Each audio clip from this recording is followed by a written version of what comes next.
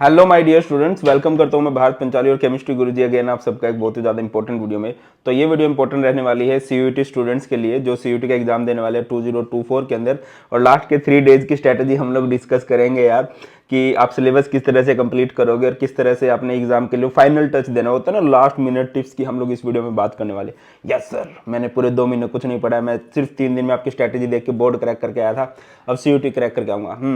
गलत फहमी है, ऐसा कुछ नहीं होने वाला है बेटा। फाइनल टच हम लोग देंगे और मैं मान के चल रहा हूँ कि आपको थोड़ा बहुत आता है।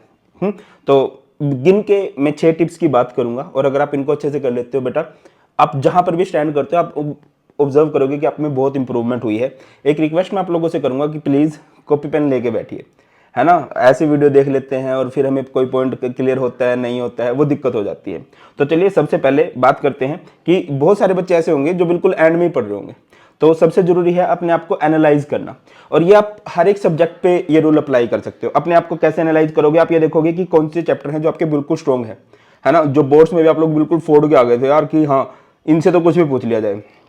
ऑब्वियसली मुझे भी ऐसा लगता है कि जो बोर्ड्स वाले चैप्टर होंगे वो आपके ज़्यादा स्ट्रॉन्ग होंगे, और बोर्ड्स में भी कुछ चैप्टर ऐसे हो सकते हैं जिसमें आप इतना कॉन्फिडेंट नहीं होंगे। और मुझे जो पर्सनली लगता है आपके वो चैप्टर जो जो आपके 6 चैप्टर हैं वो आपके वीक हो सकते हैं। तो सबसे पहले आप लिखो स्ट्रॉन्ग, जिसको आपको थ्योरी पूरी क्लियर है, एमसीक्यू सारे के सारे क्लियर हैं, आपने पहले भी बहुत अच्छी तैयारी की है।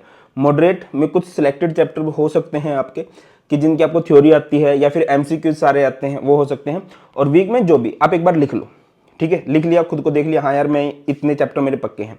अच्छा, आपको आई होप एग्जाम पैटर्न पता है कि आपके 50 क्वेश्चन आएंगे जिनमें से 40 आपको अटेम्प्ट करने होंगे।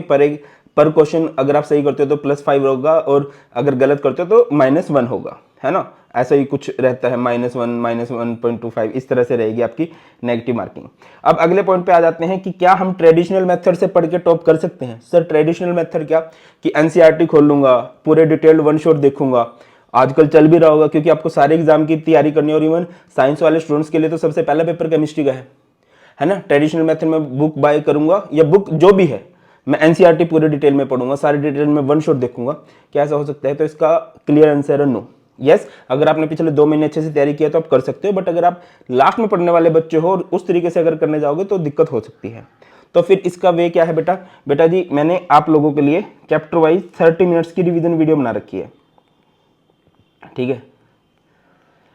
जो चैप्टर आपको बिल्कुल नहीं आते उनको देख लो, और बढ़िया रहेगा कि नोट्स देखिए। अब आपके पास खुद के नोट्स बनाने का टाइम नहीं है, मैंने आप लोगों के लिए हैंड रिटन डिजिटल नोट्स बना रहे हैं जो आपको साइड में दिखाई भी दे रहे होंगे, है ना। अच्छा, एक कॉपी पेन पे हैंड रिटन नोट्स भी हैं जो आपको फ्री ऑफ कॉस्ट मिल जाएंगे Telegram channel Bharat Panchal sir के नाम से जो है, ठीक है, उधर से। और अगर आपको कलर डिजिटल नोट्स चाहिए तो बेटा ये जस्ट 50 रुपीज़ के हैं, आप इनको भी देख सकते हो, फोर्स नहीं है, ठीक है। इनका लिंक भी मैं आपको डिस्क्रिप्शन में प्रोवाइड कर दूंगा। 30 मिनट्स रिवीजन वीडियो, और इन नोट्स को देखो क्योंकि अब एनसीईआरटी हाईलाइट करने का टाइम बिल्कुल नहीं है आपके पास, ठीक है। इन नोट्स में सारे के सारे इंपॉर्टेंट पॉइंट को मैंने कवर किया है और एक 2 पेज में चैप्टर को कवर किया है। तो चैप्टर की जो ओवर थ्योरी है वो सारी की सारी आपको यहाँ से क्लियर हो जाएगी फॉर श्योर, ठीक है।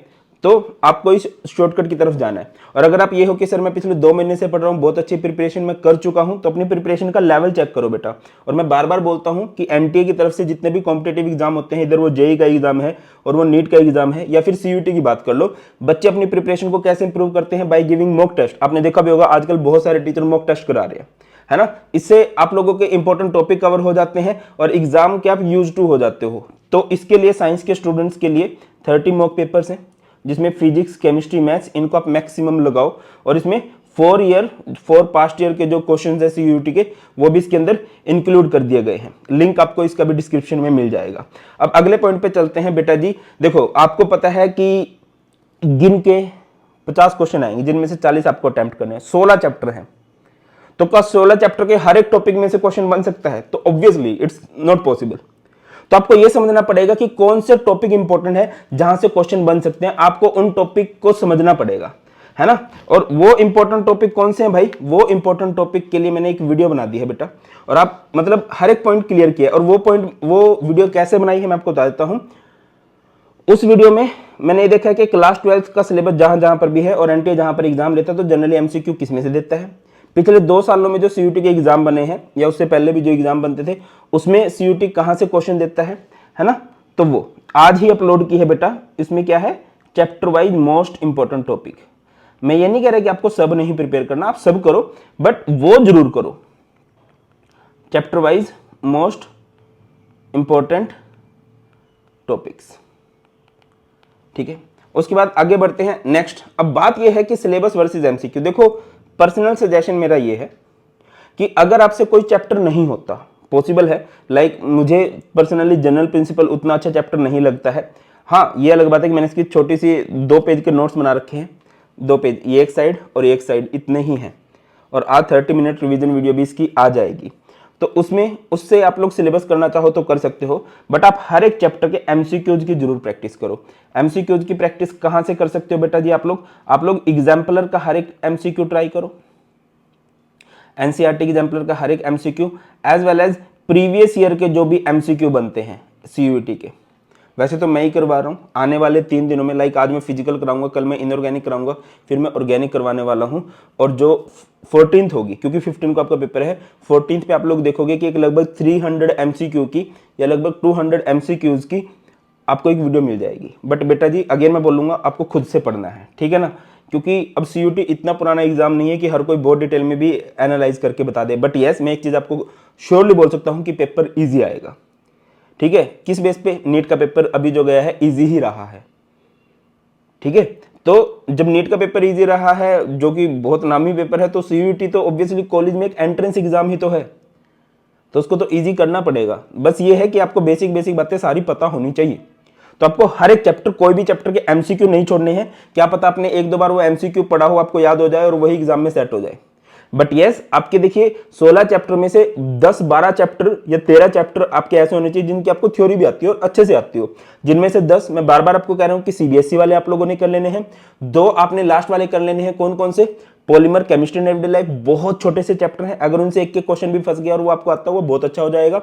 Solid state surface chemistry totally theory based chapter है। पी ब्लॉक को मैं पर्सनली रिकमेंड नहीं करूंगा, क्योंकि एक टाइम जब वो चैप्टर होता था तब भी उसको करने में महीना लग जाता था, और पूरा एक दिन उसको चैप्टर को करने में लगता है ना। तो उसके 1-2 इंपॉर्टेंट टॉपिक मैंने इंपॉर्टेंट टॉपिक्स वाली वीडियो में बता रखे हैं, लिंक आपको मैं डिस्क्रिप्शन प्रोवाइड कर दूंगा, या फिर चैनल पे भी आपको दिख जाएगा, उससे करो। अब लास्ट 3 डेज की अगर मैं बात करता हूं तो बेटा कैसे करोगे? सारे के सारे इंपॉर्टेंट पॉइंट आप लोग लिख चुके हैं। पहले आप फिजिकल केमिस्ट्री ही करोगे, फिर आप लोग इनऑर्गेनिक केमिस्ट्री ही करोगे, और लास्ट में आप लोग ऑर्गेनिक केमिस्ट्री ही करोगे। ऑर्गेनिक केमिस्ट्री के पास लिए आपके पास क्या रहेगा? 13-14 वाला डे बचा रहेगा। तो उस दिन आप लोग क्या कर सकते हो? आप मतलब वो ताजा ताजा आपको ज्यादा याद रहेगा, ठीक है ना। तो ये था बेटा जी, और डरने की जरूरत नहीं है। अब अपने 3 दिनों का बहुत अच्छे से यूज करो। अगर आप अच्छे से यूज करते हो और आपके 20-30 नंबर बढ़ जाते हैं तो आपको एक अच्छी यूनिवर्सिटी, एक अच्छा कॉलेज मिल जाएगा। ठीक है, हिम्मत हारने का टाइम नहीं है, पूरे जोर लगाने का टाइम है। पूरे बेस्ट एफर्ट कीजिए। जो आपके स्ट्रॉन्ग चैप्टर है उनको और स्ट्रॉन्ग कीजिए। जो बहुत वीक चैप्टर है और जो आपको लगता है मैंने 1-2 बार पढ़ा है बट मुझसे नहीं बना, उसको छोड़ दो, क्योंकि 10 एमसीक्यूज आप छोड़ भी सकते हो। ठीक है, और वो 10 एमसीक्यू में से 1-2 आके आपको उस चैप्टर से भी होगे तो इतनी डरने वाली बात है नहीं। ठीक है, that's all in this video. Still कुछ भी डाउट्स और क्या क्या डिमांडेड है आप लोग कमेंट सेक्शन में बता सकते हो। बहुत जल्द मिलते हैं, ख्याल रखिए। God bless you all, please take care. Jai Hind.